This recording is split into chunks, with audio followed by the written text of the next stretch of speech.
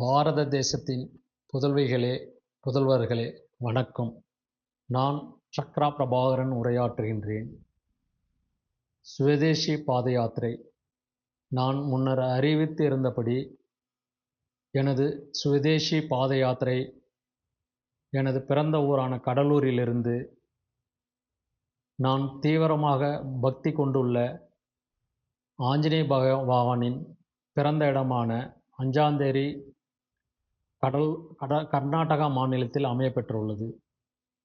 கடலூரிலிருந்து கர்நாடகா மாநிலத்தில் அமையப்பெற்றுள்ள அனுமனின் பிறந்த இடமான அஞ்சாந்தேரி வரை சுமார் 650 கிலோமீட்டர் நடைப்பயணமாக சென்று ஏப்ரல் 2ஆம் தேதி அனுமனின் பிறந்த நாள் அன்று அவரை தரிசித்து அருளாசி பெற இருந்தேன்.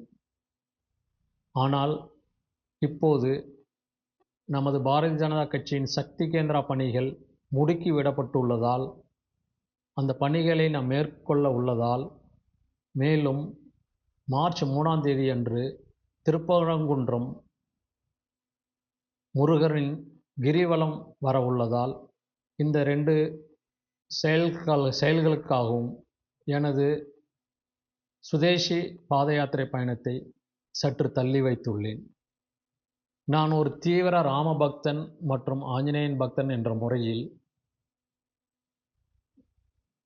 பிறிதொரு நாளில் எதிர்வரும் 2027 ஆண்டில் அனுமனின் பிறந்த நாள் அன்று அந்த அஞ்சாந்தேரி மலைக்கோயிலில் அருளாசி பெற இருப்பது போல் எனது பாத யாத்திரையை அமைத்து கொள்ள விரும்புகின்றேன்.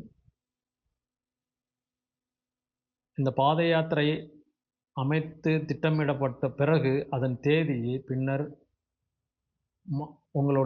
உங்களிடம் தெரிவித்து உங்கள் ஆசையை பெற்றுக்கொள்கின்றேன். நன்றி. பாரத் மாதா கி ஜெய்.